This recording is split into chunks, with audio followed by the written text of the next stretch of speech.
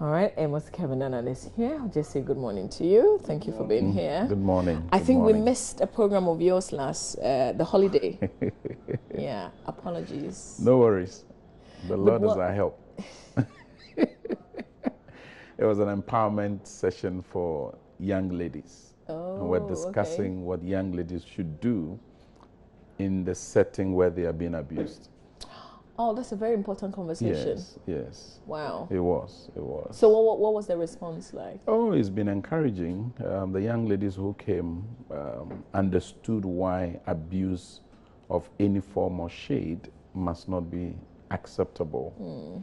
Especially where you have a case that some young ladies have a mindset that says that if a man loves you, then he's going to be high-handed. And some even say that the high-handed attitude of men enhance their prowess sexually. And that was quite troubling. Some have also witnessed the forms of abuse, physical, sexual, psychological, physical neglect, and what have you. And they have seen that to be normal part of relationships. Yeah. And that was quite a disturbing one. That's a common I don't want to say friend because I'm not sure we've gotten to that level, but maybe acquaintance. And apparently she was being abused. This is a young, beautiful lady, and she had been enduring it for a long time. Yeah, I mean, it's to be understood that in marriage or in relationship, there are some things you may have to endure, but abuse is not one of the things you should endure. No. I heard a pastor once say that if you went to the supermarket to go and buy a tin of milk and you didn't check the expiry date there and you went home before realizing that the product had expired, especially when you had kept it for a while, period of time, it's your fault. You don't go back, you don't blame anybody. So it's the same way. If you didn't look well or did whatever it is you were supposed to do and you married somebody and you realized the person was wrong for you, same way you endure. Well, coming from a pastor, I would feel very sorry for such a pastor making this statement, because not everybody who is enduring an abusive condition started off with an abuse. They're very sane, decent characters who all of a sudden became abusive. And so it's neither here nor there to say that you should have seen it. Some indicators may show for some particular individuals, but it's not for everybody. You cannot take one brush and just broadly paint everything and think they will be the same. There are people whose relationships prior to consummation was abusive, but they were hoping that post-consummation it will change. And there are individuals who never ever even saw any hint of rage or anger that goes beyond reasonableness. And yet when they went into the marital union, they are enduring a different breed of individuals. And that one you cannot say is their fault. No. The individual may be going through some condition that they haven't been able to manage well because of the lack of coping skills for that particular situation of life. And therefore, they themselves have become overwhelmed. And in their overwhelmed situation, they are also inflicting this harrowing conditions on other individuals they call or consider significant. Yeah. Some individuals really need help. Others too don't see it as a problem, and they think that they have a justifiable reason to inflict this injury on others, especially those who have dark emotions. They tend to be sadists, and therefore when they see you in a state of melancholy or in a state of pain, for them it gives them a reason to smile. And so if you have a person who is sadist, they usually are stuck in their ways. Yeah, it's evil, but for them, they don't see it as evil. And that's then they go into this issue of relativism. It may be evil for you, but for me, it's not evil. Because as long as it gives me pleasure, it gives me a thrill and excitement. who are you to judge me on this? My advice, and this is not our main conversation, but because this conversation, I'm telling you, just happened this morning. My quibble to the conversation was that even though in this case the abuse has been going on, except that this lady kind of hides it from her mother in particular, who's suspected, but the latest one happened in her presence. So he said, listen, you're not going back to that house. You're staying here with me because I won't let somebody kill you for me. And so she's been prevented from going back. But my little quibble to the conversation was this. She has to come to the realization that this relationship is hurting me. It's not normal that somebody should just be beating me up. Because it happened once where she collapsed and she ended up being in the hospital. Is that a good advice? The worst is you have yet to come to the realization yourself as an individual. Yes, you need to develop what can be described as psychological ownership. You must own the decision-making process. If you are thrusted into a decision, you are compelled out of a decision, it is not your own. And therefore, some of these individuals will steal their way back to the people who are the abusers because they still think they're good persons. For instance, a lady whose husband hit her on the upper lip and cut across, and she had to do the stitches. And people asked her, and she said, oh, she was doing something and she slipped and she fell. Now, she's told a lie to people. Now, it turns out that it's getting worse. How then do you go and find an alibi in what you have previously said? Or the real situation? You cannot, for the life of you, because you've told a lie to cover up something that is as egregious as somebody inflicting pain on you. Some individuals have turned their relationships into a torture chamber because they know that the other party has no outlet. They have no way out. There are no alternatives. There are no options other than to endure. And for anybody, male or female, to put another through this habit of perpetually inflicting pain and causing them disquiet and disturbance to the detriment of their health, you are not being fair to the individual, and you need to begin to reason up and be gracious in your attitude. Well, and you need total repentance, honestly. Thank you for the conversation with these young ladies. Yeah, that's always it's helpful. very important. We need to speak to them. And some young men also are going through similar things, and yet they are unable to disclose or divulge it because they want to show this bravado. And we need to encourage the young men to also speak out when they are in pain, so that the pain does not perpetuate itself in different forms. Because for the young men, it can perpetuate itself in different forms when they use the pain they inflict on others as a bargaining chip to settle scores and to give them a certain sense of reward. That needs to be discouraged, whether it's male or female. Our conversation, the main conversation, even though I would seek some advice for men who are going through the challenges that we discussed yesterday. Our main conversation is overcoming anger that essentially destroys. We've heard about the incident. What has headlined the news the whole of the week is the gruesome murder of a military captain, the way that it happened, with a recording of the incident as well. And the anger is coming from the accounts, reliving what he experienced.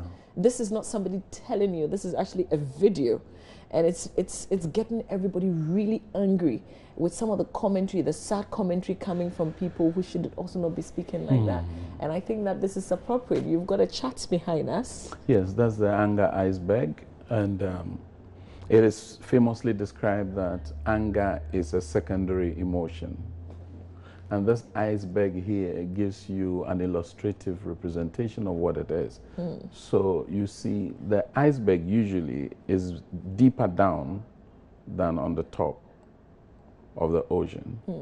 And so the anger is just the plateau of it. But beneath it are ebbing conditions. There's hurt. So for instance, you're driving, and I want to give a pictorial representation of this in our driving life. You're driving on a highway, and there's this frustrating truck which is moving at a snail pace, and yet you have a deadline to meet, and he's not supposed to be there. And equally on the slow lane, there's another slow snail moving truck. And so both of them are running power pursuit, and you're behind them. You fly. All of a sudden, something begins to well up inside you. And for many people, it's frustration to meet a deadline, to beat the time, and to ensure that you beat the traffic. More especially when you woke up very early, hoping to overcome the traffic. People then become very uncomplimentary in their remarks. They honk at you, they do all kinds of things. That's basically, so you see the person honking the horn at the person, but really what is informing his action is that he is frustrated. He needs to catch up on an activity he better not lose. You're slowing him down. So it's the same thing. When you see anybody vent out their anger in vituperations or in destructive traits or tendencies, there's certain things that are underlining the issue, and those are described as the primary emotions. And that's the emotion you experience before the anger is expressed. And anger is expressed differently. If it's anger to yourself, it tends to be implosive. It implodes within you. And if it's anger to others, it explodes. So you would see that it's manifested in different ways. And so when a person is hurt, for instance, the extent to which they will go can be brutal. For instance, a lady who discovered the husband was cheating on her also decides that when I go to a funeral, I also have a fun time with myself. And then she goes out to this funeral and then meets this young man who also gives her attention, and all of a sudden she falls for him, and they check out in a hotel. Spends the weekend in a hotel with this young man. She comes back home from this, as it were, fun trip, and then she sleeps and she bleeds profusely, having a dream that this fellow is still sleeping with her. And she wakes up and her sheet is soiled and can't explain to the husband.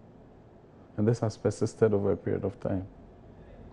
Apparently, what they had done was a ritualistic sexual activity without her knowing.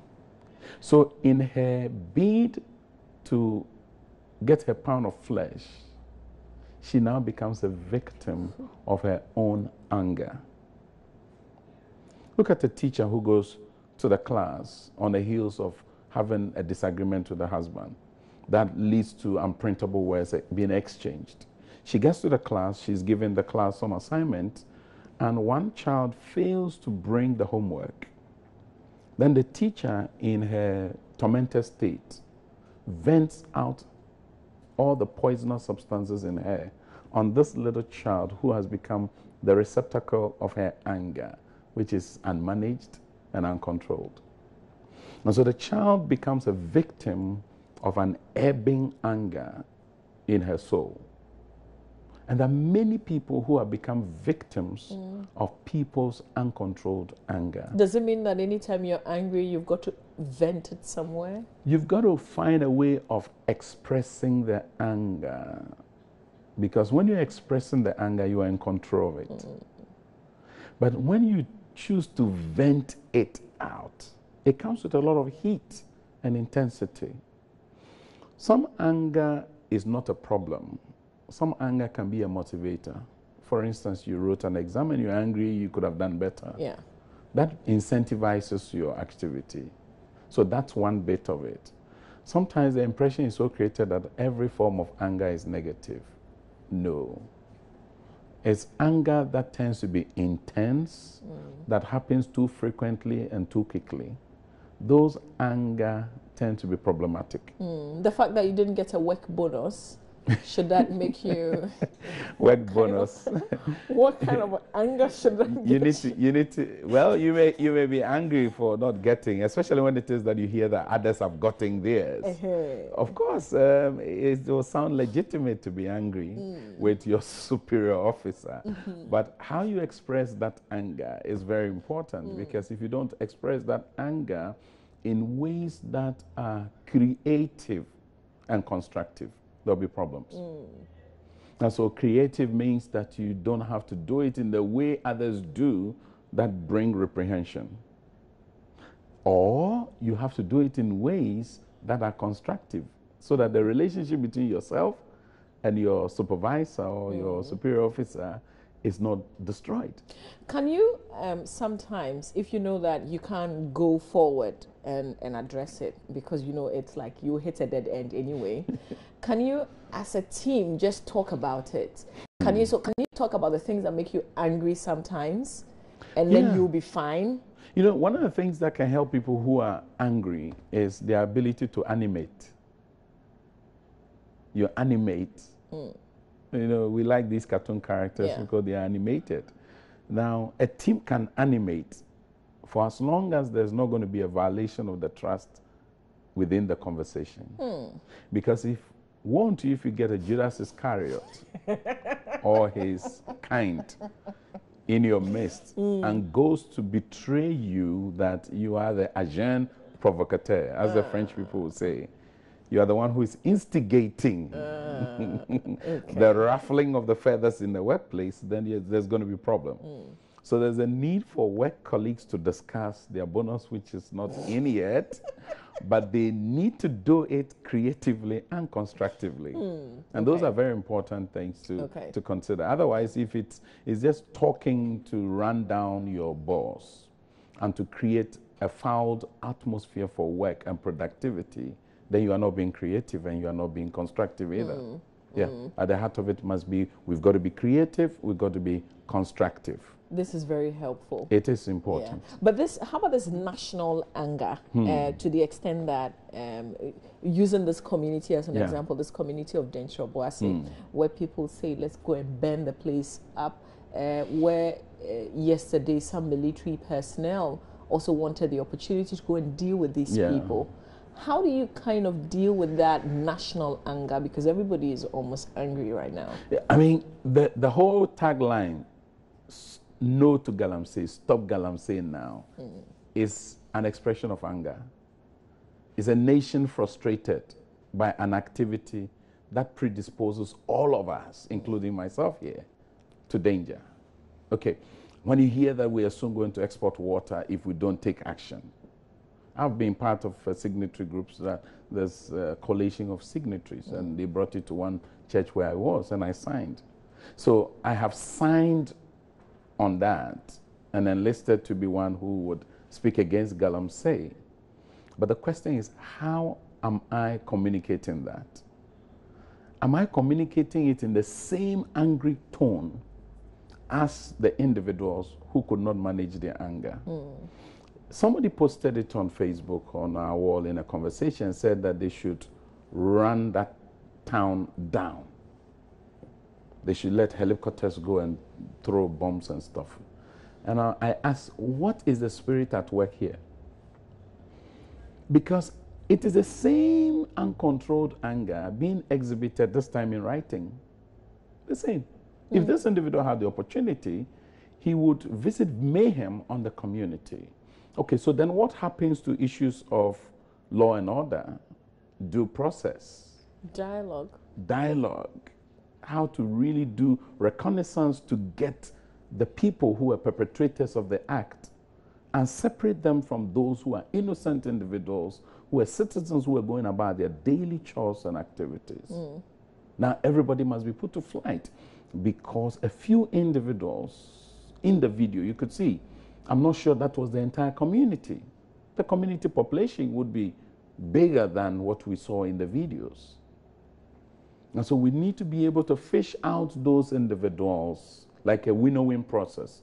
And these security agencies, they know how to do the win-win processes, where they winnow out the chaff from those who are actually the grain. And that's the process which is ongoing. We should also be careful not to create the impression that this doesn't happen in our communities.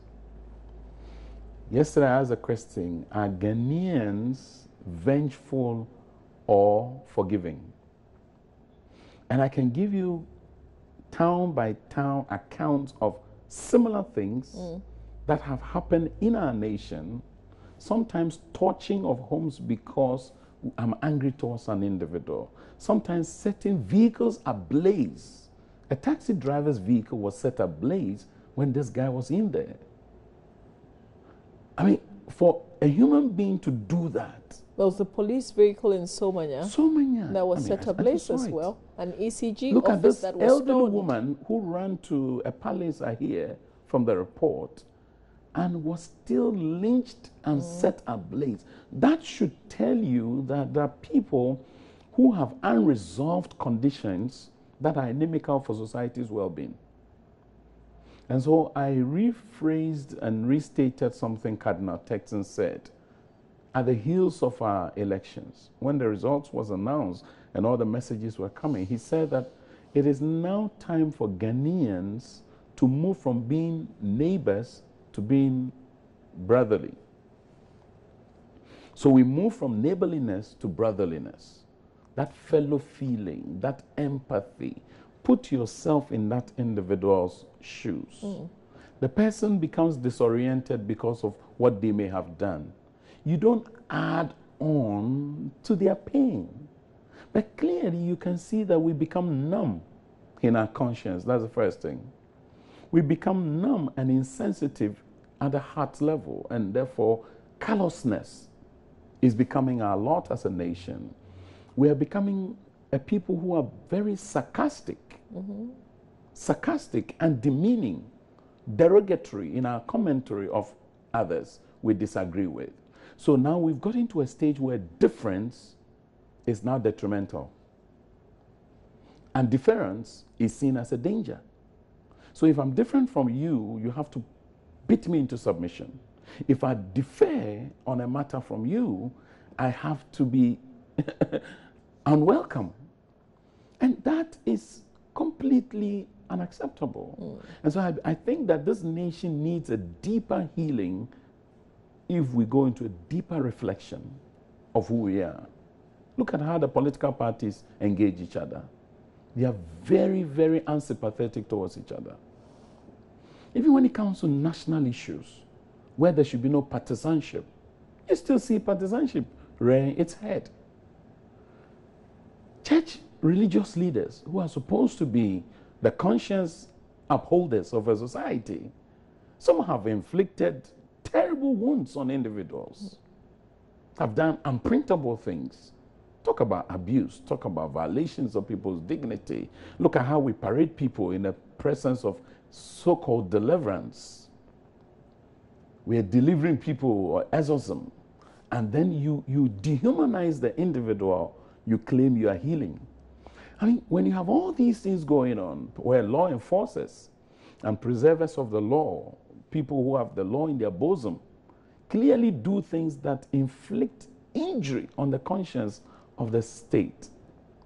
Clearly, we are a nation which is, if unremedied, a disaster waiting to happen. How about the kind of frustration, the anger that we feel when we know that our security agencies are doing very little?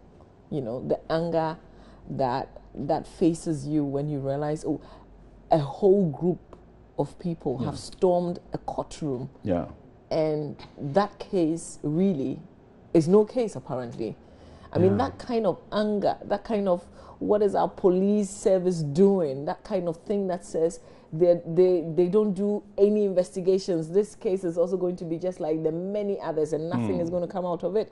That also makes us really angry. I think it's in the absence of clear communication, assumptions, perceptions, people's own inclinations then hold a lot. And I think that the new lease of life we are having amongst the military must cascade into all our law enforcement agencies, where they should not be stingy when it comes to information.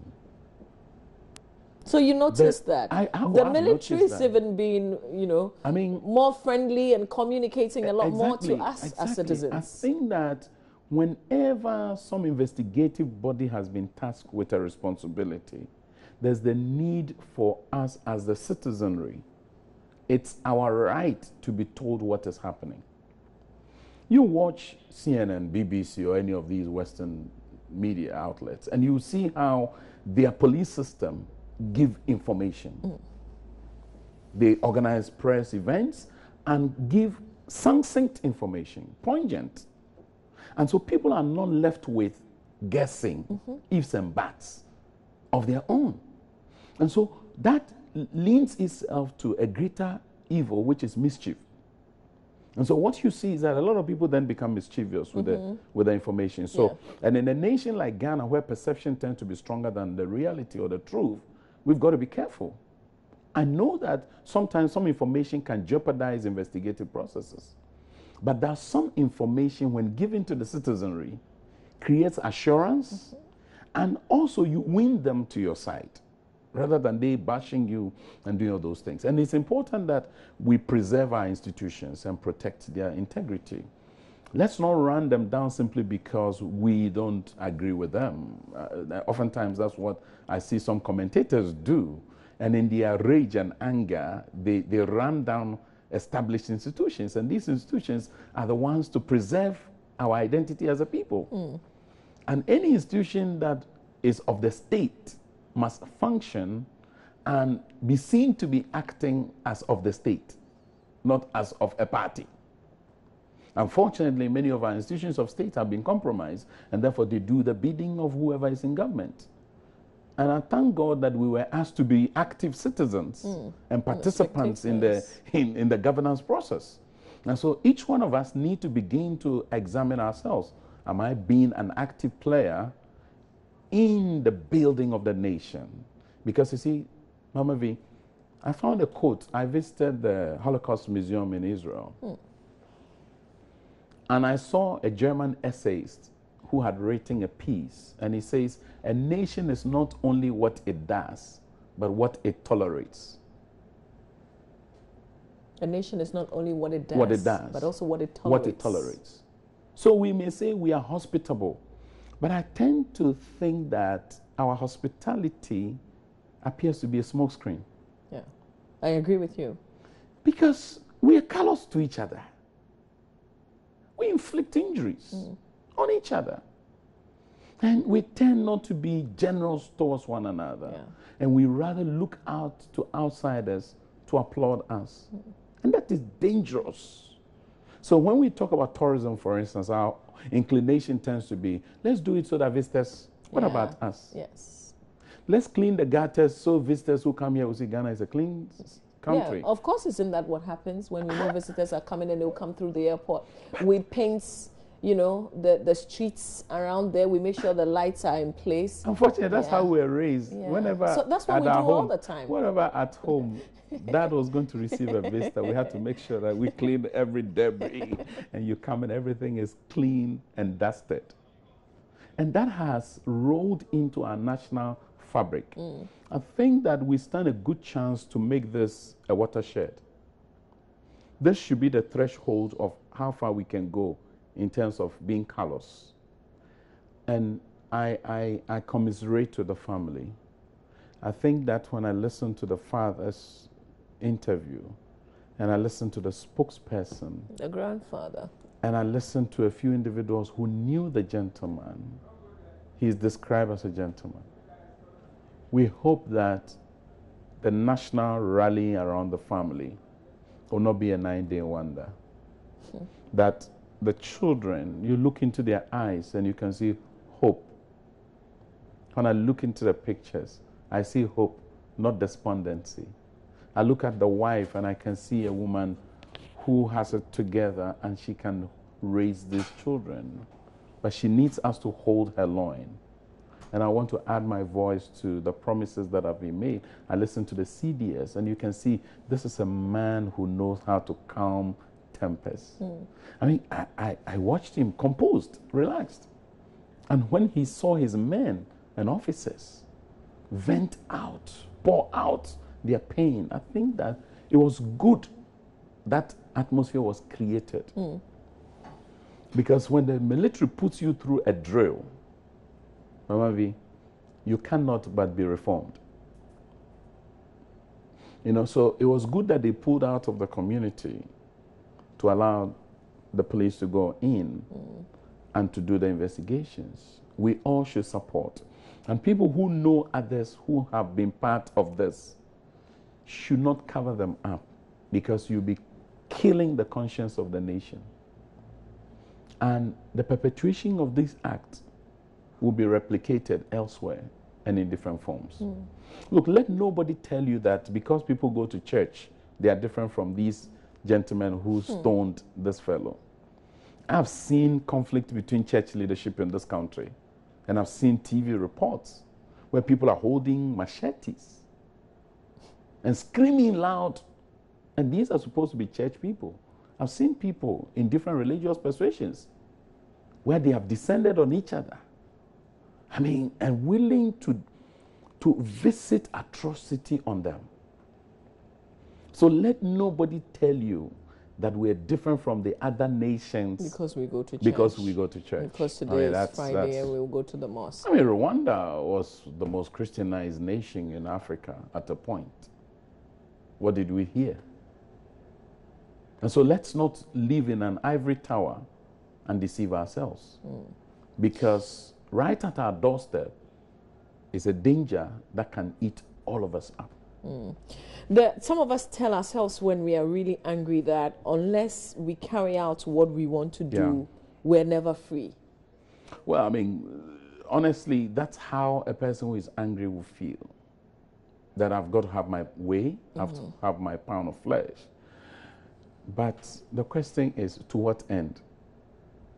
To what end? And sometimes it is a case that after you've done it, post facto, you begin to regret what you have done. Yeah. Yes. Because there's an adrenaline in you that prompts you to act. There was an adrenaline in that crowd. But as they dispersed as individuals, you begin to sober. They begin to reflect on what you begin to sober.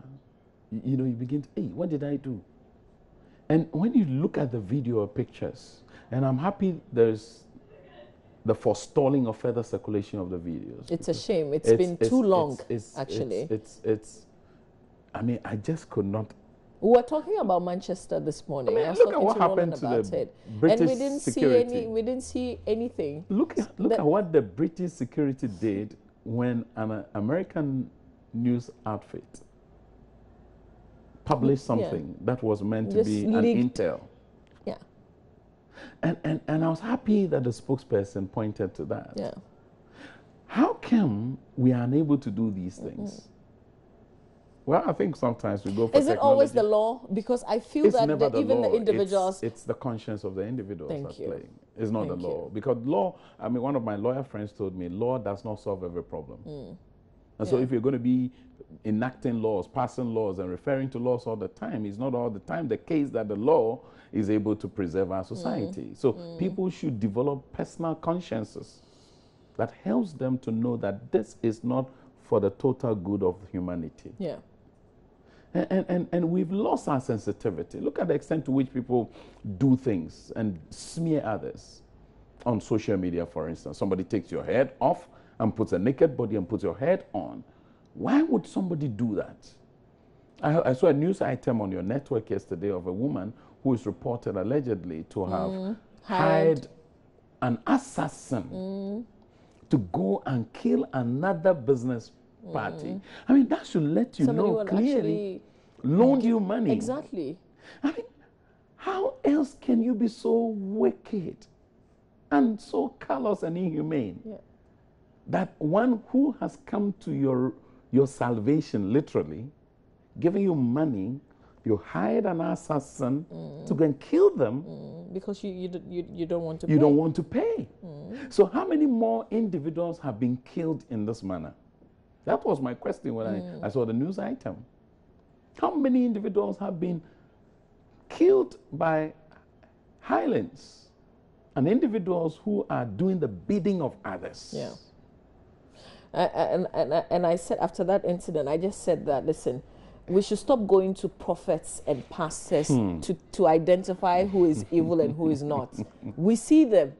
What else could this person be? You see, there's a base instinct in every human being religious or non-religious. Now, when you are able to suppress and manage and control reasonably your base instinct, your beauty then emanates. Like you see the pupa of the butterfly in the making. It looks yucky. The caterpillar also looks very yucky. But out of that is going to come flying out a beautiful winged butterfly with several colors. And we admire the butterfly. But the beast that looks like a caterpillar or a pupa, we usually look at it and we restrain ourselves because it looks yucky. Now, each one of us has the capacity to do these evil things. We need to learn and learn from it that we are going to shine forth more of our beauty than the beastly trait in us. Because there is a lurking, slumbering, quiet, withdrawn beast in every human being. Yeah. When given the opportunity, that beast rears its head and roars at you like a lion looking for prey. There's also an anger towards God. Oh yes, depending on where you sit. I've read some things online of people who are angry with God. Yeah. Why did you watch this to happen? Why did you? I mean, you can ask questions. Sometimes you go through things and you ask, where is God in all this? And you see, we should understand that good things can happen to people we consider to be bad. And horrendous acts can be visited upon people who are nice, good, saintly in their appearance.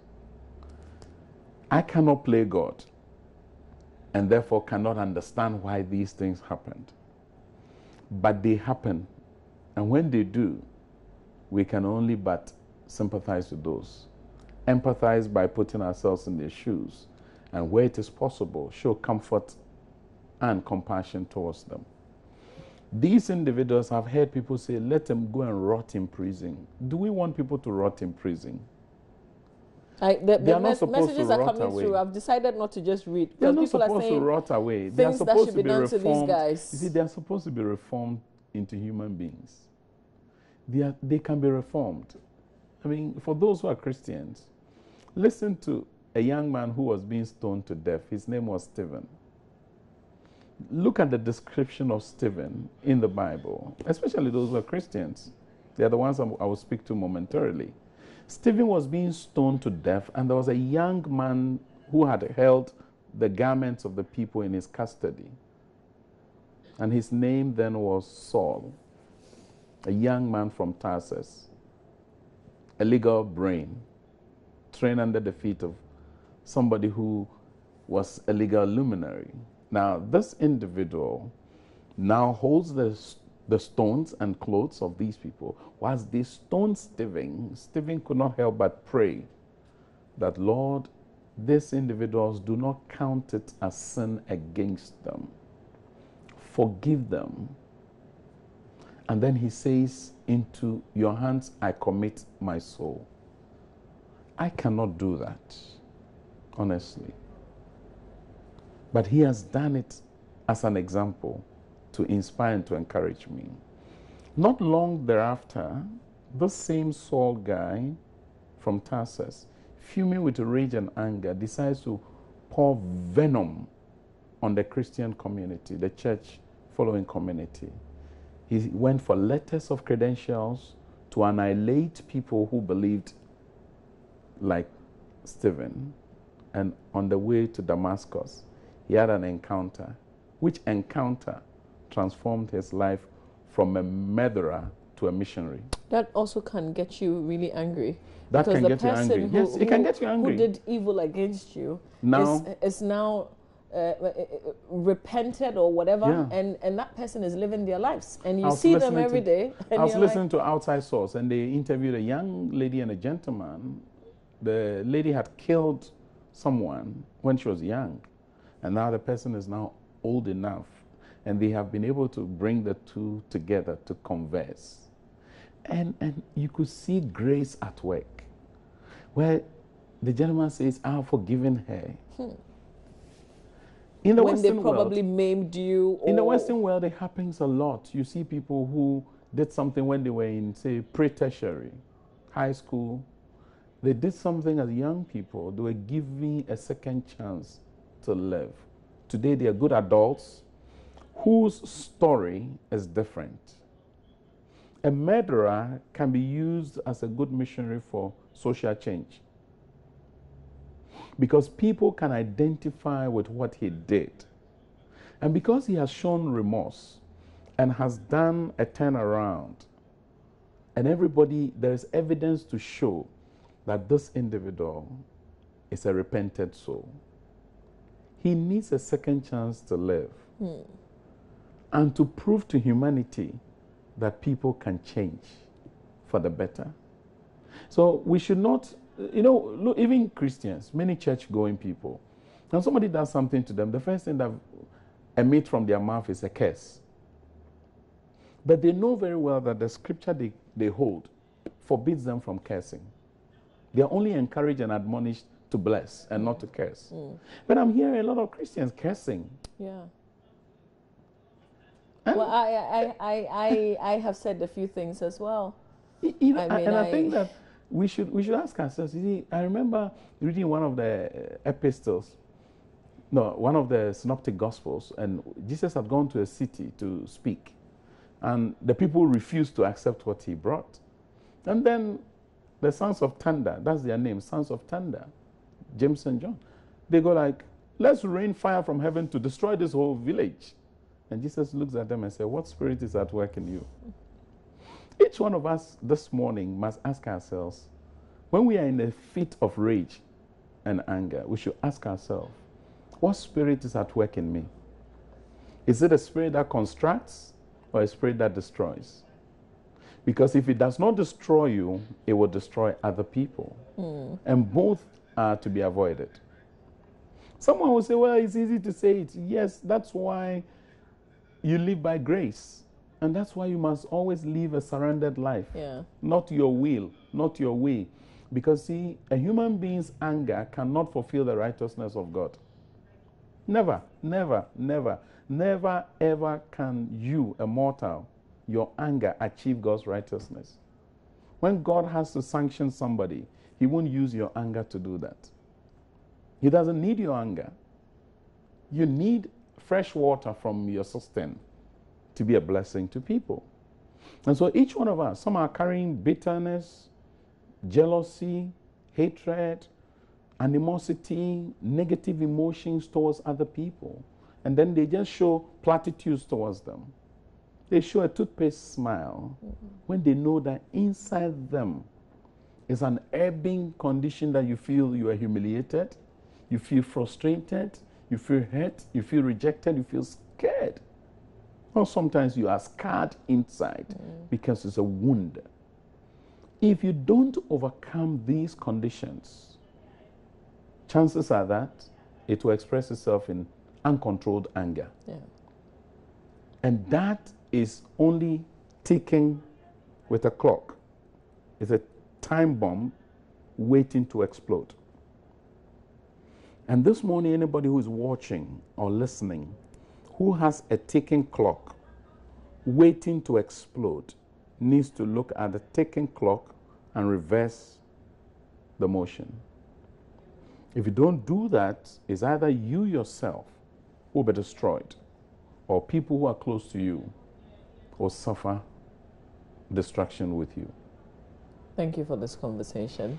Thank you, Mama V. I'm going to reserve, what I thought we could also add to this discussion on the men's issue to next week. We would. What we're doing on the show on every Thursday is a healthy Thursday, but we're having men's conversation. Yeah, so, it's June. it's in June. Any case, I hope you're planning up. something for Father's Day. On Father's Day, we need to give gifts. Okay. The Friday before Father's Day, which is 18th, we should give gifts to men. Okay, all right. Too many gifts are going to our women, and that's also going to perpetuate some anger in men. Yeah. So let's forestall the anger. Okay, no problem. And then we'll be having conversations like that also on Fridays. Definitely, yeah, definitely. So thank you, but I don't want any other thing to disrupt the things that you've said. It doesn't have to be smudged. On anger and on the things that we're feeling right now. Let's show humor. Let's relax. Let's be generous. Yeah. I told a group of people, be flexible. Yeah. We are too serious people, and sometimes we take it beyond the bounds of reasonableness. Yeah, yeah.